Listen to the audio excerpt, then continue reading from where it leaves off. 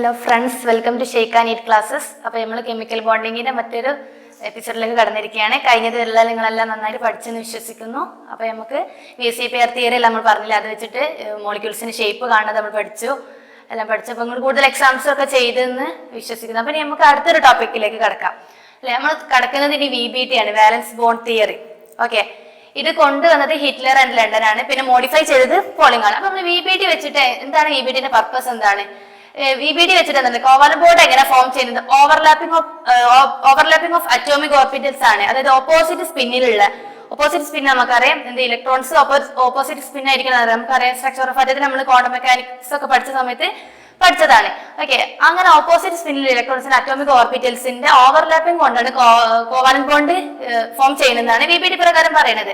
നമുക്ക് ഒരു എക്സാമ്പിൾ നോക്കിയാൽ നമുക്ക് ഹൈഡ്രജൻ മോളിക്യൂൾ H2 ഫോർമേഷൻ സമയത്ത് എങ്ങനെയാണ് അവിടെ നടക്കുന്നത് നോക്കാം. ഓക്കെ, അപ്പം ഹൈഡ്രജൻ മോളിക്യൂൾ H2 ഫോർമേഷൻ ആണ് നമ്മൾ ഇവിടെ പറയുന്നത്. H2 ഫോർമേഷൻ സമയത്ത് രണ്ട് ഹൈഡ്രജൻ, ഇപ്പൊ ഞാൻ ജസ്റ്റ് ഒന്ന് റെപ്രസെന്റ് ചെയ്ത് HB രണ്ട് ഹൈഡ്രജൻ മോളിക്യൂൾസിന് ഹൈഡ്രജൻ ആറ്റത്തിന് റെപ്രസെന്റ് ചെയ്തതാണ്. അപ്പം ദൂരെ ഒരു അട്രാക്ഷൻ ഇല്ലാത്ത, അതായത് രണ്ട് ഹൈഡ്രജൻ ഇൻഡിപെൻഡന്റ് രണ്ട് ഹൈഡ്രജൻ ആറ്റംസ് അവർ തമ്മിലുള്ള ഏതെങ്കിലും ഫോഴ്സ് ഉണ്ടാവും.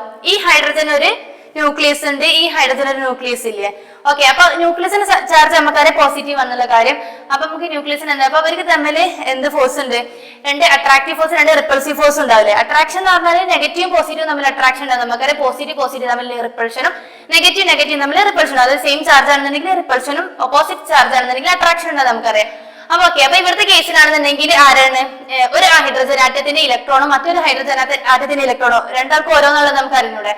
അവർ തമ്മിൽ എന്തെങ്കിലും റിപ്പൾഷൻ ഉണ്ടാവും. ഇനി രണ്ട് ഹൈഡ്രജൻ ആറ്റത്തിന്റെ ന്യൂക്ലിയസ് തമ്മിൽ, ഒരു ഹൈഡ്രജൻ ആറ്റത്തിന്റെ ന്യൂക്ലിയസും മറ്റൊരു ഹൈഡ്രജൻ ആറ്റത്തിന്റെ ന്യൂക്ലിയസും തമ്മിൽ എന്താ, അത് റിപ്പൾഷൻ ഉണ്ടാവും. പിന്നെ അട്രാക്റ്റീവ് ഫോഴ്സ് എങ്ങനെ ക്രിയേറ്റ് ചെയ്യണം, ഇവിടെ നമുക്കറിയാം ഇത് രണ്ട് റിപ്പൾസീവ് ഫോഴ്സ് ആണ്, ഇതും റിപ്പൾസീവ് ആണ്. ഓക്കെ, ഇതും റിപ്പൾസീവ് ഫോഴ്സ് ആണ്, ഇതും റിപ്പൾസീവ് ഫോഴ്സ് ആണ്. അതായത് ഓപ്പോസിറ്റ് സെയിം ചാർജ് ഉള്ളവർക്ക് തമ്മിൽ റിപ്പൾസീവ് ഫോഴ്സ്. ഇനി ഒരു ഹൈഡ്രജൻ ആറ്റത്തിന്റെ ന്യൂക്ലിയസും പിന്നെ ഇലക്ട്രോൺ തമ്മിൽ അട്രാക്ഷൻ ഉണ്ടാവും. മറ്റേ ഹൈഡ്രജൻ ആറ്റത്തിന്റെ ന്യൂക്ലിയസും മറ്റേ ഇലക്ട്രോണും തമ്മിൽ എന്തുണ്ടാവും, ഒരു അട്രാക്ഷൻ ഉണ്ടാവും. ഓൾറെഡി ആ ഒറ്റ ഹൈഡ്രജൻ ആറ്റം എടുക്കുകയാണെങ്കിൽ അതിന്റെ ന്യൂക്ലിയസും ഇലക്ട്രോണും തമ്മിൽ അട്രാക്റ്റീവ് ഫോഴ്സ്, ഇലക്ട്രോസ്റ്റാറ്റിക് ഫോഴ്സ് ആണെന്നൊക്കെ നമുക്കറിയാം. ഓക്കെ, അതുണ്ടാകുന്നുള്ള കാര്യം നമുക്കറിയാം. അപ്പൊ നമ്മള് രണ്ട് ഹൈഡ്രജൻ ആറ്റം ഉണ്ട്, അതെന്താ പറയാ, അവർ തമ്മിലുള്ള അട്രാക്ഷൻ ഉണ്ടാവും. റിപ്പൾസീവ് ഫോഴ്സ് അട്രാക്റ്റീവ് ഫോഴ്സിനേക്കാളും കുറവ്, അതായത് അട്രാക്റ്റീവ് ഫോഴ്സ് ഡൊമിനേറ്റ് ചെയ്യും എന്തിനേക്കാളും, റിപ്പൾസീവ് ഫോഴ്സിനേക്കാളും. അപ്പോഴല്ലേ അട്രാക്ഷൻ ഉണ്ടായി വരിക, അവർ തമ്മിൽ എന്താവാ, ഓവർലാപ്പിംഗ് അപ്പോഴാണ് സംഭവിക്കുക. അങ്ങനെ രണ്ട് ഹൈഡ്രജൻ ആറ്റങ്ങൾ തമ്മിൽ പരസ്പരം അട്രാക്ഷൻ കൊണ്ട് അടുത്ത് വരും. അങ്ങനെ അവരുടെ അറ്റോമിക് ഓർബിറ്റൽസിന്റെ ഓവർലാപ്പ് വഴി എന്താവും, ഹൈഡ്രജൻ മോളിക്യൂളുകൾ ഉണ്ടാവാണ് അല്ലെ. ഹൈഡ്രജൻ മോളിക്യൂൾ ഉണ്ടാകുമ്പോൾ ഒരു പെർട്ടിക്കുലർ ഡിസ്റ്റൻസിൽ, അതായത് ഹൈഡ്രജൻ മോളിക്യൂൾ ഫോം ചെയ്യുന്ന സമയത്ത് ഒരു പെർട്ടിക്കുലർ ഡിസ്റ്റൻസ്, അത് നമ്മൾ വരെ ബോണ്ട് ലെങ്ത് ആയിട്ട് നമ്മൾ അതാ പറയുന്നത് 74 പൈക്കോമീറ്റർ ആണ് അത് വരുന്നത്. ഇത് H2 മോളിക്യൂളിന്റെ ബോണ്ട് ലെങ്ത് നമ്മൾ 74 പൈക്കോമീറ്റർ ആണ്. ആ ഒരു ഡിസ്റ്റൻസ് എത്തുമ്പോഴാണ് രണ്ട് ഹൈഡ്രജൻ ഇവരാണ് ഇവിടെ സ്റ്റേബിൾ ആയിട്ട് ഇതാണ് ഉണ്ടാവുക സ്റ്റേറ്റ്. H2 മോളിക്യൂൾ ഇവിടെയാണ് ക്രിയേറ്റ് ചെയ്യുന്നത്. ആ സമയത്ത് അവർക്ക് നിങ്ങൾ ഈ എനർജിന്റെ ഗ്രാഫ്, എനർജിയും ഇന്റർ ന്യൂക്ലിയർ ആക്സിസും തമ്മിലുള്ള ഗ്രാഫാണ് വരച്ചത്. അതായത് എനർജി ഇങ്ങനെ കുറഞ്ഞു വരും. നമുക്കറിയാം എനർജിയും സ്റ്റെബിലിറ്റി തമ്മിൽ എന്താണ്, ഇൻവേഴ്സ്ലി പ്രൊപ്പോർഷണൽ അല്ലേ. എനർജി കുറയുന്ന സമയത്ത്, അതായത് സ്റ്റെബിലിറ്റി കൂടുമ്പോൾ എനർജി കുറയാ ചെയ്യുക. ഇവിടെ ഏറ്റവും എനർജി കുറഞ്ഞ സ്റ്റേറ്റ് ഇതാണ്. ഈ ഗ്രാഫ് നോക്കിയാൽ തന്നെ നമുക്കറിയാം ഇവിടെ ഏറ്റവും എനർജി കുറഞ്ഞ സ്റ്റേറ്റ്, എനർജി ഏറ്റവും കുറവ് ഇവിടെ ഉള്ളത്. അതെ, അതാണ് ഇവിടെയാണ് ഏറ്റവും മോസ്റ്റ് സ്റ്റേബിൾ ആയിട്ടുള്ള ഒരു ഫോം ഉള്ളത്. ഇവിടുന്നൊക്കെ അത് ഈ മോളിക്യൂൾ ഫോം ചെയ്ത് വരാൻ ഇവിടെ ഏറ്റവും എനർജി കുറയുന്ന സമയത്താണ് H2 പറഞ്ഞ മോളിക്യൂൾ ഉണ്ടാവുന്നത്. ആ സമയത്തുള്ള എനർജി എന്താണ്, -435.5 കിലോജൂൾ പെർ മോൾ ആണ്. മൈനസ് എന്താ റെപ്രസെന്റ് ചെയ്ത്, മൈനസ് ആണ്, ഇത് നെഗറ്റീവ് ആണ്, അത് ഏറ്റവും എനർജി കുറവാന്ന് പറയുന്നത്. അപ്പൊ VBT പ്രകാരമാണ് ഇപ്പൊ H2 മോളിക്യൂളിന്റെ ഫോർമേഷൻ നമ്മൾ എങ്ങനെയാന്നുള്ളത് പറഞ്ഞത്. രണ്ട് ഹൈഡ്രജൻ ഇൻഡിപെൻഡന്റ് രണ്ട് ഹൈഡ്രജൻ ആറ്റങ്ങൾ അട്രാക്റ്റീവ് ഫോഴ്സ്, റിപ്പൾസീവ് ഫോഴ്സ് അവരുടെ ഇടയിൽ ഉണ്ട്. പക്ഷെ റിപ്പൾസീവ് ഫോഴ്സ് എന്തിനേക്കാളും കുറവായിരിക്കും, അട്രാക്റ്റീവ് ഫോഴ്സിനേക്കാളും കുറവായിരിക്കും.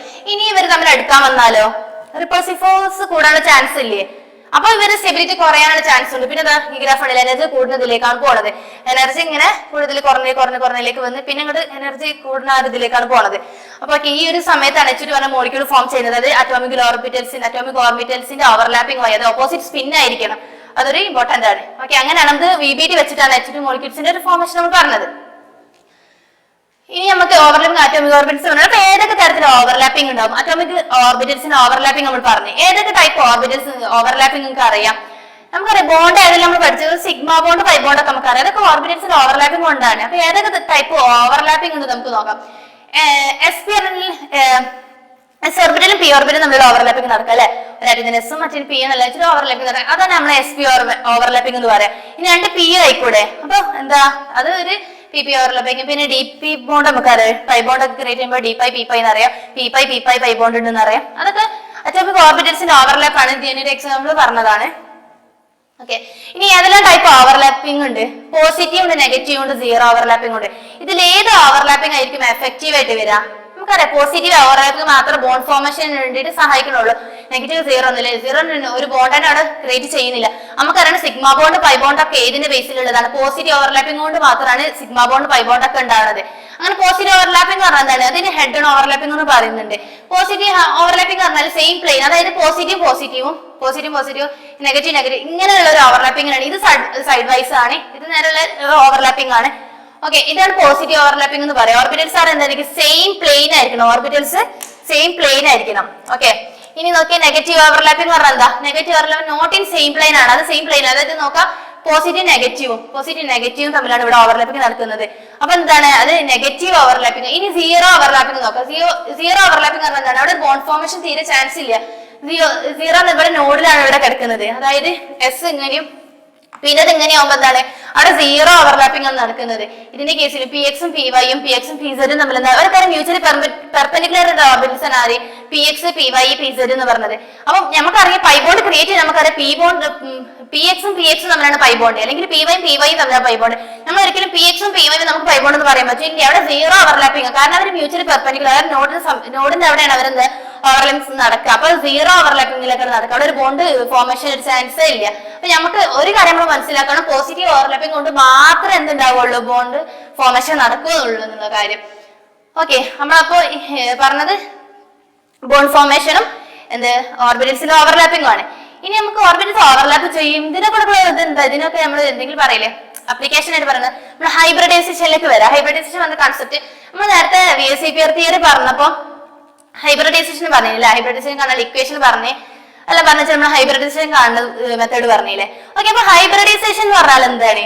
അപ്പൊ നമുക്ക് നോക്കാം. ഹൈബ്രിഡൈസേഷൻ എന്ന് പറഞ്ഞാൽ it's intermixing of atomic orbitals of slightly different energy to form new orbitals with the same energy, shape and size. അതായത് എന്താണ്? ഇന്റർമിക്സിംഗ് ഓഫ് അറ്റോമിക് ഓർബിറ്റൽസ് ആണ്. അതെന്തായിരിക്കും? അവർക്ക് സെയിം എനർജി ആയിരിക്കണം. Slightly different orbital, almost same energy ആയിട്ടുള്ള ഓർബിറ്റൽസിന്റെ ഇന്റർമിക്സിങ്ങിനെ കൊണ്ടാണ് എന്തുണ്ടാവുന്നത്? Hybridisation സംഭവിക്കുന്നത്. നമ്മളിപ്പോ പറഞ്ഞ ഓർബിറ്റൽസിന്റെ മിക്സിംഗ് എല്ലാം പറഞ്ഞില്ല, അറ്റോമിക് ഓർബിറ്റൽസിന്റെ മിക്സിംഗ് കൊണ്ടാണ് ഹൈബ്രിഡൈസേഷൻ ഉണ്ടാവുന്നത്. നമുക്കറിയാം രണ്ട് ആറ്റംസ് വന്നിട്ട് മോളിക്യൂൾസ് ഫോം ചെയ്യുന്ന കാര്യം നമുക്ക് അറിഞ്ഞൂടെ. അങ്ങനെ മോളിക്യൂൾസ് ഫോം ചെയ്യുന്ന സമയത്ത് അവരുടെ എന്തായിരിക്കണം? ഓർബിറ്റൽസ് അറ്റോമിക് അവിടെ ഹൈബ്രിഡൈസേഷൻ ആണ് സംഭവിക്കുന്നത്. നമുക്ക് ഹൈബ്രിഡൈസേഷൻ ഡീറ്റെയിൽ ആയിട്ട് നോക്കാം. ഓക്കെ, നമുക്ക് ഇമ്പോർട്ടന്റ് ഫീച്ചേഴ്സ് ഓഫ് ഹൈബ്രിഡൈസേഷൻ നോക്കാം. Okay, number of hybrid orbital equal to number of atomic orbitals undergoing hybridization. ഹൈബ്രിഡൈസേഷനിൽ പങ്കെടുക്കുന്ന അറ്റോമിക് ഓർബിറ്റൽസ് ഉണ്ടാവില്ലേ, അവർക്ക് കറസ്പോണ്ടിങ് ആയിട്ട് ഹൈബ്രിഡൈസ്ഡ് ഓർബിറ്റൽ വരുന്നതായിരിക്കും. അവർക്ക് ഏതൊക്കെ അറ്റോമിക് ഓർബിറ്റൽസ് ആണോ ഹൈബ്രിഡൈസേഷനിൽ പങ്കെടുക്കുന്നത് അവർക്ക് കറസ്പോണ്ടിങ് ആയിട്ടായിരിക്കും ഹൈബ്രിഡൈസ്ഡ് ഓർബിറ്റലും. ആ നമ്പർ രണ്ട് ഈക്വൽ ആയിരിക്കും. അത് ഞാൻ കാണിച്ചത് അപ്ലിക്കേഷൻ വെച്ചിട്ട് കാണിച്ചു തരാം, എനിക്ക് പറയുമ്പോൾ മനസ്സിലാവുന്നുള്ള അറിയില്ല. Okay, hybrid orbitals are always equal energy and shape ആയിരിക്കും. അതായത് ഹൈബ്രിഡൈസേഷനിൽ പങ്കെടുക്കുന്ന ഓർബിറ്റൽ ഇല്ലേ, അവർക്ക് സെയിം എനർജി ആയിരിക്കണം. അപ്പോൾ ഓൾമോസ്റ്റ് സിമിലർ എനർജി ആയിരിക്കണം, ഷേപ്പ് സെയിം ആയിരിക്കണം. അപ്പോൾ അവിടെ ഹൈബ്രിഡൈസേഷൻ പോസിബിൾ ആവുള്ളൂ. Okay, hybrid orbitals are more effective in forming than pure orbitals. നമുക്കത് സ്റ്റെബിലിറ്റിക്ക് വേണ്ടിയിട്ടാണ്, അല്ലെങ്കിൽ ഒന്നും കൂടി സ്റ്റേബിൾ ആണ് സ്റ്റേറ്റ് ഏതാണ് ആ സമയം, അങ്ങനെയാണ് മോളിക്യൂൾസ് ആറ്റംസ് എല്ലാം അതിലേക്കാണ് എല്ലാവരും എത്തുക. അപ്പൊ ഹൈബ്രിഡൈസേഷന്റെ പർപ്പസ് പറയുമ്പോൾ ഹൈബ്രിഡൈസേഷനിൽ പങ്കെടുത്ത് കഴിഞ്ഞാൽ അറ്റോമിക് ആ ഒരു പ്യൂർ സ്റ്റേറ്റിൽ എങ്ങനെയാണ് നിൽക്കുന്നത് അതിനേക്കാളും കുറച്ചുകൂടി മോർ സ്റ്റേബിൾ ആയിരിക്കും, അത് എഫക്റ്റീവ് ആയിരിക്കും. ഹൈബ്രിഡൈസേഷനിൽ പങ്കെടുക്കുന്ന മോളിക്യൂൾസ് എന്ന് പറഞ്ഞാൽ എന്താണ്, അവർ ഒന്നും കൂടി എഫക്റ്റീവ് ആയിരിക്കും. അതിനാണല്ലോ അവർ അങ്ങനെ പങ്കെടുക്കുക, അല്ലാണ്ട് അത് വെറുതെ സ്റ്റേബിൾ അല്ലാന്നുണ്ടെങ്കിൽ ആ പണിക്കാരെ നിൽക്കൂലല്ലോ. Okay, hybrid orbitals direct to get definite geometry for the മോളിക്യൂൾസിന് ഒരു ഷേപ്പ് കൊടുക്കുന്നത്. ഹൈബ്രിഡൈസേഷൻ വെച്ചാണ് നമ്മൾ എന്താക്കി കഴിഞ്ഞ ക്ലാസ്സിൽ VSEPR തിയറി പ്രകാരം ഷേപ്പ് എല്ലാം പറഞ്ഞത് അല്ലെ. അപ്പൊ ഹൈബ്രിഡ് ഓർബിറ്റൽസ് ആണ് എന്ത് ഡെഫിനിറ്റ് ഷേപ്പ്, ഒരു മോളിക്യൂൾസിന് ഡെഫിനിറ്റ് ആയിട്ടുള്ള ഒരു ഷേപ്പ് കൊടുക്കുന്നത് ഹൈബ്രിഡ് ഓർബിറ്റൽസ് ആണ്. ഓക്കെ, ഇനി ഹൈബ്രിഡൈസേഷന് വേണ്ടി കണ്ടീഷൻസ് എന്തൊക്കെയാന്ന് നോക്കാം. ഹൈബ്രിഡൈസേഷന് വേണ്ട കണ്ടീഷൻസ് ഇതിന് ഞാൻ ഇതിന് അപ്ലിക്കേഷൻസ് എല്ലാം പറഞ്ഞുതരാം. ആദ്യം നമ്മൾ ഇതിന്റെ പോയിന്റ്സ് എല്ലാം ഒന്ന് നോട്ട് ചെയ്യാം. Orbitals present in the valence shell undergo hybridisation. Hybridisation ആരെ പങ്കെടുക്കുക, ഇന്നർ മോസ്റ്റിൽ പോയിട്ടുള്ള ആൾക്കാരെന്ന് വിളിച്ച് ഇലക്ട്രോൺസിനെ വിളിച്ചാണ്ട് ഹൈബ്രിഡൈസേഷനിൽ പങ്കെടുക്കുക എന്ന് പറഞ്ഞിട്ട് ആരും കൊണ്ടുപോകില്ല.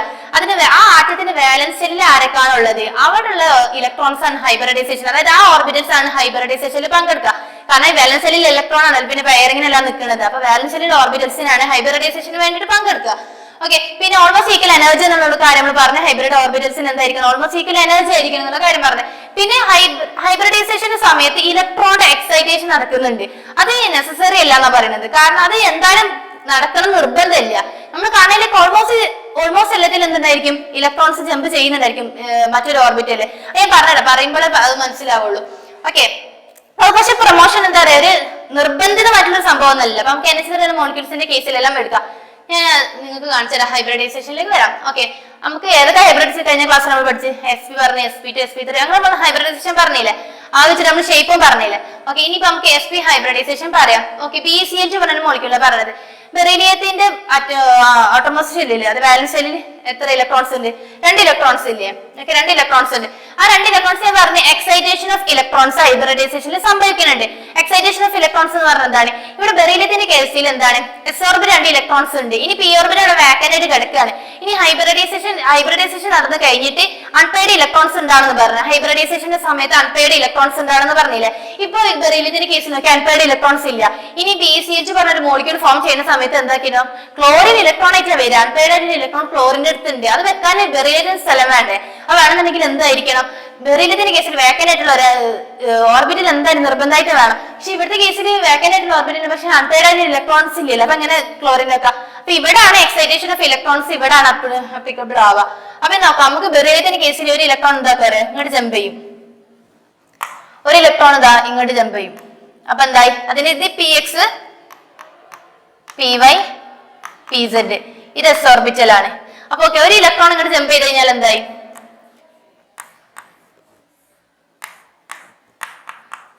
Px Py Pz, ഇത് s ഓർബിറ്റൽ. ഒരു ഇലക്ട്രോൺ ഇവിടെ, ഒരു ഇലക്ട്രോൺ ഇവിടെ. ഇപ്പൊ എന്തായി? 2 അൺപെയ്ഡ് ഇലക്ട്രോൺസ് കിട്ടിയില്ലേ. ഇനി ക്ലോറിൻ ഇലക്ട്രോൺസ് ആയിട്ട് വരുന്ന സമയത്ത് എന്താക്കാം? ഒരു ഇലക്ട്രോൺ ഇവിടെയും, ക്ലോറിൻ കൊണ്ടുവരുന്ന ഒരു ഇലക്ട്രോണിനെ ഇവിടെയും പെയർ ചെയ്യാം. ഒരു ഇലക്ട്രോൺ എന്താക്കാം? ഓക്കെ,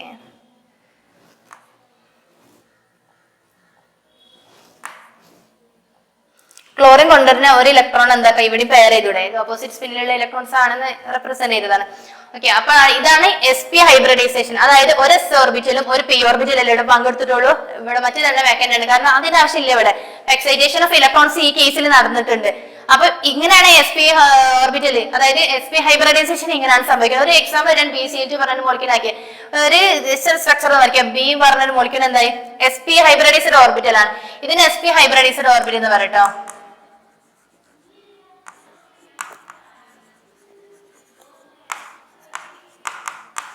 ഇത് SP ഹൈബ്രിഡൈസ്ഡ് ഓർബിറ്റലാണ് എന്ത് ഇതിന്റെ കേസിലുള്ളത്. അപ്പം ബെറീലിയം SP ഹൈബ്രിഡൈസ്ഡ് ഓർബിറ്റൽ ഉണ്ട്. ക്ലോറിൻ ഇലക്ട്രോണെ കൊണ്ടുവന്നാൽ എന്തായി? അവർക്ക് അവിടെ BeCl2 പറഞ്ഞ മോളിക്യൂൾ ഇവിടെ ഫോം ചെയ്തു. അത് SP ഹൈബ്രിഡൈസേഷൻ ആണ് നമ്മൾ പറഞ്ഞത്. ഇനി അടുത്ത് നമുക്ക് sp2 ഹൈബ്രിഡൈസേഷൻ നോക്കാം. sp2 ഹൈബ്രിഡൈസേഷൻ സമയത്ത് എന്താണ്? നമുക്കറിയാം ബോറോന്റെ എന്താ? ബോറോന്റെ കേസില് ബോറോന്റെ വാലൻസ് ഷെല്ലിൽ എന്തെങ്കിലും ഉണ്ടാവും? എത്ര ഇലക്ട്രോൺസ് ഉള്ളത് പറയും? എത്ര ഇലക്ട്രോൺസ് ഉണ്ട്? 3 ഇലക്ട്രോൺസ് അല്ല ഉള്ളത്. 3 ഇലക്ട്രോൺസ് ആണ് ബോറോന്റെ വാലൻസ് ഷെല്ലിൽ ഉള്ളത്. 2 മെസ്സിലുള്ളത് Px Py Pz, s orbital. അപ്പൊ ഇവിടെ എന്തിന് ചാൻസ് ഉണ്ട്? എക്സൈറ്റേഷൻ ഓഫ് ഇലക്ട്രോൺസിന് ഇവിടെ ചാൻസ് ഇല്ല. ഇലക്ട്രോണിന്റെ അതായത് ഇവിടുത്തെ ഒരു ഇലക്ട്രോൺ ഇങ്ങോട്ടേക്ക് ജമ്പ് ചെയ്യും. ഓക്കെ, ഇത് ഇങ്ങോട്ടേക്ക് ജമ്പ് ചെയ്യും. അപ്പൊ എങ്ങനെയായിട്ട് മാറും? SP ഹൈബ്രിഡൈസ്ഡ് ഓർബിറ്റൽ ആണെന്നുണ്ടെങ്കിൽ ഓക്കെ, ഇവിടെ ഒന്നുണ്ട്, ഇവിടെ ഒന്നുണ്ട്, ഇവിടേക്ക് ഒന്ന് ജമ്പ് ചെയ്യുന്ന സമയത്ത് ഇവിടേക്ക് ഒരു ഇലക്ട്രോൺ ആയിട്ട് മാറൂലേ? അങ്ങനെ 3 ആൾക്കാർ. അത് ഈ SP ഹൈബ്രിഡൈസ്ഡ് sp2 ആണ് ഇവിടെ വരെ. sp2 ഹൈബ്രിഡൈസ്ഡ് ഓർബിറ്റൽ ആണ്. അതായത് എന്താണ്? ഇവിടെ sp2 അല്ല ഹൈബ്രിഡൈസേഷൻ. 2 p ഓർബിറ്റലും ഒരു s ഓർബിറ്റലാണ് ഇവിടെ ഹൈബ്രിഡൈസേഷനിൽ pങ്കെടുത്തത്. അപ്പൊ sp2 ഹൈബ്രിഡൈസേഷൻ ആണ് റെപ്രസെന്റ് ചെയ്യുന്നത്. ഇനി f മോളിക്യൂൾ ഫ്ലോറിൻ വരുമ്പോ അതിനുള്ള ഇലക്ട്രോൺസിന് എന്തൊക്കെ ഇവിടെ പെയർ ചെയ്തൂടെ? ഓക്കെ അല്ലേ? ഇവിടെ പെയർ ചെയ്യാം. കണ്ടില്ലേ? അപ്പൊ ഇതാണ് sp2 ഹൈബ്രിഡൈസേഷൻ എന്ന് പറഞ്ഞാല്. ബോറോണിന് ചുറ്റും 3 ഇലക്ട്രോൺസ് ആണ് വാലൻസ് ഷെല്ലിൽ ഉള്ളത്. അവിടെ എക്സൈറ്റേഷൻ ഓഫ് ഇലക്ട്രോൺ ഇവിടെ നടക്കുന്നുണ്ട്. അപ്പൊ sp2 ഹൈബ്രിഡ് ഓർബിറ്റിലാണ് ബോറോൺ ഉണ്ടാവുന്നത്. ഫ്ലോറിൻ വരുന്ന ഇലക്ട്രോൺസിന് അവിടെ പെയർ ചെയ്യാൻ പറ്റും. അൺപെയ്ഡ് ഇലക്ട്രോൺസ് അവിടെ ഉണ്ടായിരിക്കും. നമുക്ക് sp3 ഹൈബ്രിഡൈസേഷൻ നോക്കാം. അപ്പൊ CH4 മോളിക്യൂളാണ് നമ്മൾ പറയുന്നത്. ഓക്കെ, കാർബണ് ചുറ്റും എത്ര ഇലക്ട്രോൺസ് ഉള്ള വാലൻസ് ഷെല്ലില്? 4 ഇലക്ട്രോൺസ് അല്ലേ ഉള്ളത്. നമുക്ക് അറിഞ്ഞോ, നമ്മൾ കുറെ പറഞ്ഞതാണ് കാർബൺ എന്ന് പറഞ്ഞതിന്. 1 2 എത്ര ഇലക്ട്രോൺസ് ഉണ്ട്? ഇപ്പം ഓക്കെ, ഇവിടെ രണ്ടെണ്ണം, എസ് ഓർബിറ്റിൽ 2 ഇലക്ട്രോൺസും പി ഓർബിറ്റിൽ 2 ഇലക്ട്രോൺസും. ഓക്കെ, ഇവിടെ എക്സൈറ്റേഷൻ ഓഫ് ഇലക്ട്രോൺസിന് ചാൻസ് ഇല്ല. ഇവിടുത്തെ ഒരു ഇലക്ട്രോൺ ഇങ്ങോട്ട് എക്സൈറ്റ് ചെയ്തുകൂടെ? അപ്പൊ നമുക്ക് കിട്ടുന്നത് എന്തായിരിക്കും? കാർബണിന്റെ കേസിൽ sp3 ആയിരിക്കില്ലേ? ഇത് sp3 ഹൈബ്രിഡൈസേഷൻ അല്ലേ? ഒരു എസ് ഓർബിറ്റിലും 3 പി ഓർബിറ്റിലും ഇവിടെ ഹൈബ്രിഡൈസേഷനിൽ പങ്കെടുത്തില്ല. അത് sp3 ഹൈബ്രിഡൈസേഷൻ ആണ് ഇവിടെ സംഭവിക്കുന്നത്. ഇനി എന്താക്കാം? ഹൈഡ്രജൻ പിന്നെ ഇലക്ട്രോൺസ് എന്താക്കാം? ഇവിടെ ഓരോന്നിൽ പെയർ ചെയ്തൂടെ? ഓരോന്നിൽ പെയർ ചെയ്യാം അല്ലേ? അപ്പൊ അത് sp3 ഹൈബ്രിഡൈസേഷൻ ആണ്. കാർബണിന് ചുറ്റും sp3 ഹൈബ്രിഡൈസ്ഡ് ഓർബിറ്റൽ ഉണ്ട്. അതിലേക്ക് ഹൈഡ്രജൻ ഇലക്ട്രോൺസിനെ കൊണ്ട് അവിടെ അങ്ങനെ പെയർ ചെയ്യുന്നത്. ഓക്കെ, ഇനി പറഞ്ഞ sp3d ഹൈബ്രിഡൈസേഷൻ pCl5 മോളിക്യൂൾസിന് നമ്മൾ എക്സാമ്പിൾ പറഞ്ഞില്ലേ? pCl4 എന്ന് പറഞ്ഞാൽ നൈട്രജൻ ഫാമിലിയിലല്ലേ ഇത് ഫോസ്ഫറസ് ഉള്ളത്. ഓക്കെ, അതിന്റെ വാലൻസിൽ എത്ര ഇലക്ട്രോൺസ് ഉണ്ട്? 5 ഇലക്ട്രോൺസ് ഇല്ലേ? 5 ഇലക്ട്രോൺസിൽ എന്താക്കാം? ഇവിടെ ഞാൻ പറഞ്ഞത് excitation of electrons is not necessary എന്ന് പറഞ്ഞത്. ഇവിടെ ഈ ഓർബിറ്റലിൽ നോക്ക്, എസ് ഓർബിറ്റൽ എന്താണ്? എസ് ഓർബിറ്റയുടെ ഹൈബ്രിഡൈസേഷനിൽ പങ്കെടുക്കണം. ഓക്കെ, ഇവിടുത്തെ കേസിൽ എക്സൈറ്റേഷൻ ഓഫ് ഇലക്ട്രോൺസ് നടക്കണം. കാരണം ഇവിടെ ഇനി വരുന്ന ആൾ എന്താണ്? pCl5 അല്ലേ? pCl5 ആവുന്ന സമയത്ത് എന്താക്കാം? ഇവിടെ ഒരു ഇലക്ട്രോൺസിന്റെ ഇനി നമുക്കറിയാം ആര് സെക്കൻഡ് പീരീഡിലെ എലമെന്റ്സ് പറഞ്ഞത് ഒരു പ്രത്യേകത ഉണ്ട്. വേക്കന്റ് ഓഫ് ഡി ഓർബിറ്റൽ പറയാം, നമ്മൾ ക്ലാസിഫിക്കേഷനിലൊക്കെ പറയുന്നുണ്ട്. അതൊക്കെ വേക്കന്റ് ഓഫ് ഡി ഓർബിറ്റൽസ് ആണ്. ഇപ്പൊ നൈട്രജന്റെ കേസിലെല്ലാം നമുക്കറിയാം ഓക്സിഡേഷൻ നമ്പർ 5 വരെ എത്തുന്നുണ്ടെന്നുണ്ടെങ്കിലും അതിന്റെ വാലൻസ് എന്താണ് 5ലേക്ക് എത്തൂല എന്നുള്ള കാര്യം. കാരണം അതിന്റെ ഡി ഓർബിറ്റൽ വേക്കന്റ് ആണ്. അതുകൊണ്ട് തന്നെ അവർക്ക് എന്താണ്, അവർക്ക് ഈ NCl5 എന്ന് പറഞ്ഞ മോളിക്യൂളിന് പോസിബിൾ ആണോ? അല്ല, NCl5 എന്ന് പറഞ്ഞ മോളിക്യൂൾ പോസിബിൾ അല്ല. കാരണം എന്താണ്? അവിടെ വേക്കന്റ് ഡി ഓർബിറ്റൽ ഇല്ല. അപ്പൊ പിന്നെ എങ്ങനെ ഇത്രയും ആൾക്കാർ അവിടെ കൊണ്ട് നിർത്തുക? ഇത്രയും ആൾക്കാർ ഇലക്ട്രോൺസിനെ വെച്ചാൽ ഇവർക്ക് വെക്കാൻ സ്ഥലമില്ല. അപ്പൊ ഒരിക്കലും എന്തായിരിക്കും, ആ ഇലക്ട്രോൺസിനെ കൊണ്ടുവന്നിട്ട് ആറ്റംസ് കൊണ്ടുവന്നിട്ട് കാര്യമില്ല. ഇവർക്ക് വാങ്ങി വെക്കാനുള്ള ഒരു സ്ഥലമില്ല. നമ്മുടെ കയ്യിൽ സ്പേസ് ഉണ്ടാവുമ്പോഴല്ലേ വേറെ ആൾക്ക് നമുക്ക് എന്തെങ്കിലും വാങ്ങി വെക്കാനുള്ള സ്പേസ് വേണ്ടത്, അതല്ല നമ്മൾ വാങ്ങുക. അപ്പൊ pCl5 എന്താണ് തേർഡ് പീരീഡിലേക്ക് എത്തിയില്ലേ? ആ സമയത്ത് ഇവർക്ക് എക്സൈറ്റേഷൻ ഓഫ് ഇലക്ട്രോൺസ് ഇവിടെ പോസിബിൾ ആണ്. നൈട്രജന്റെ കേസിൽ ഇത് പോസിബിൾ അല്ല. ഓക്കെ, അപ്പം pCl5 എന്ന് പറഞ്ഞ മോളിക്യൂൾസിന് പറയാം. ആ സമയത്ത് എന്താ, ഇവിടെ ഒരു ഇലക്ട്രോൺ, ഇവിടെ ഡി ഓർബിറ്റൽ ഉണ്ട്. ആരെ കേസിൽ അറിയാം? ഫോസ്ഫറസിന്റെ കേസിൽ എന്തുണ്ട്? ഇവിടെ ഡി ഓർബിറ്റൽ ഉണ്ട്. ഓക്കെ, ഇത് px, py, pz, ഇത് എസ് ഓർബിറ്റൽ. അപ്പോഴാണ് ഇവിടുന്ന് എക്സൈറ്റേഷൻ ഓഫ് ഇലക്ട്രോൺസ് ഇവിടെ സംഭവിക്കുന്നത്. ഇവിടെ ഇലക്ട്രോൺ എക്സൈറ്റ് ചെയ്ത് കഴിഞ്ഞാൽ എന്തായി?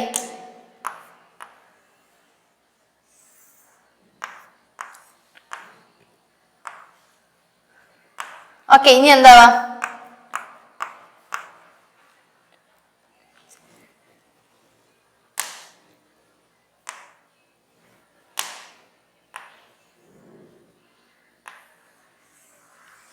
ഇവിടെ എന്തായി? ഇവിടെ ഒരു ഇലക്ട്രോൺസ്, ഇവിടുത്തെ ഡി ഓർബിറ്റൽ, ഇത് ഡി ഓർബിറ്റലാണ്, ഇത് പി ഓർബിറ്റലാണ്. ആ ഡി ഓർബിറ്റലിലേക്ക് കടന്ന് അപ്പൊ എന്തായി? ഒരു എന്ത് കിട്ടി? ഇവിടേക്ക് അൺപെയർഡ് ആയിട്ടുള്ള 5 ഇലക്ട്രോൺസിനെ കിട്ടിയില്ലേ? ഇനി ക്ലോറിൻ മോളിക്യൂളിനെ കൊണ്ടുവന്നാൽ എന്താക്കാം? ഇവിടെ എല്ലാം പെയർ ചെയ്യാം. അപ്പൊ ഇത് ഏതാണ്? ഹൈബ്രിഡൈസേഷൻ ഏതാണ്? sp3d ആണ്. അതായത് ഒരു എസ് ഓർബിറ്റലും എത്ര? 3 പി ഓർബിറ്റൽ അല്ലേ? 3 പി ഓർബിറ്റലും ഒരു ഡി ഓർബിറ്റൽ അല്ല ഹൈബ്രിഡൈസേഷനിൽ പങ്കെടുത്തത്. അങ്ങനെയാണ് ഇവർക്ക് എന്ത് sp3d എന്ന് പറഞ്ഞിട്ടുണ്ട് ഹൈബ്രിഡൈസേഷൻ കിട്ടുന്നത്. ഇനി അടുത്തൊരു ഹൈബ്രിഡൈസേഷൻ നമുക്ക് നോക്കാം. sp3d3 എന്ന് പറയുന്ന ഹൈബ്രിഡൈസേഷൻ. നമുക്ക് എക്സാമ്പിൾ ആയിട്ട് SF6 പറയുന്ന മോളിക്യൂൾ നോക്കാം. sp3d2 പറയുന്ന ഹൈബ്രിഡൈസേഷൻ നമുക്കൊരു ഒക്ടഹെഡ്രൽ സ്ട്രക്ചർ അല്ല, നമ്മൾ VSEPR തിയറി പ്രകാരം പറഞ്ഞതാണ്. സൾഫർ ആരാണ്? ഓക്സിജന്റെ ഫാമിലി അല്ല. അപ്പൊ വാലൻസ് സെല്ലിൽ എത്ര ഇലക്ട്രോൺസ് ഉണ്ടാവും? ഓട്ടോണമസ് സെല്ലിൽ 6 ഇലക്ട്രോൺസ് ഉണ്ടാവില്ലേ? 6 ഇലക്ട്രോൺസ് ഇവിടെ ഉണ്ടാവും. അപ്പൊ ഇവിടെ ഉണ്ട് വേക്കന്റ് ഡി ഓർബിറ്റൽ. സൾഫറിന്റെ കേസിലുണ്ട്. ഓക്സിജന്റെ കേസിൽ വേക്കന്റ് ഡി ഓർബിറ്റൽ ഇല്ല. പക്ഷെ സൾഫർ വന്ന് തേർഡ് പീരീഡിലേക്ക് എത്തി, വേക്കന്റ് ഡി ഓർബിറ്റൽ അവിടെ ഉണ്ട്. അപ്പൊ അതുകൊണ്ട് തന്നെ ഇവിടെ എക്സൈറ്റേഷൻ നടക്കാം. ഇവിടെ ഡി ഓർബിറ്റലിലേക്ക് ഇവിടെ എക്സൈറ്റേഷൻ നടക്കാം. ഓക്കെ, ഇത് px, py, pz. ഇതാണ് എസ് ഓർബിറ്റൽ ആണ്. അപ്പൊ ഇവിടെ ഈ ഇലക്ട്രോൺസ് എക്സൈറ്റ് ചെയ്ത് കഴിഞ്ഞാൽ ഇത് ഏതായിരിക്കും ഓർബിറ്റൽ? ഏതാ ഹൈബ്രിഡൈസേഷൻ നമ്മൾ പറഞ്ഞത്?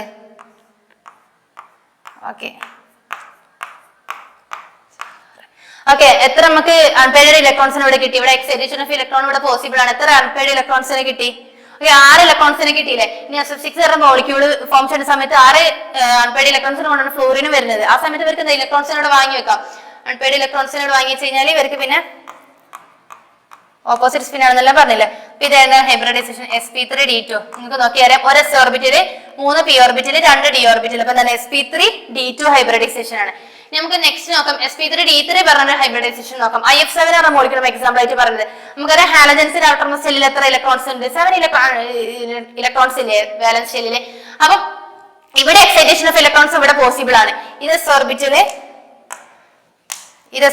ഇത് px, py, pz. ഇത് ഡി ഓർബിറ്റൽ ആണ്. ഓക്കെ, ഇത് ഡി ഓർബിറ്റലിന്റെ കേസിൽ ഇവിടെ എക്സൈറ്റേഷൻ ഓഫ് ഇലക്ട്രോൺസ് നടക്കാം.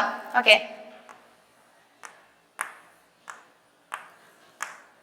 ഓക്കെ, ഇവിടെ ഇത്രയും ഇലക്ട്രോൺസ് എക്സൈറ്റ് ചെയ്ത് കഴിഞ്ഞാൽ ഈ ഓർബിറ്റൽ എന്തായിട്ട് മാറും?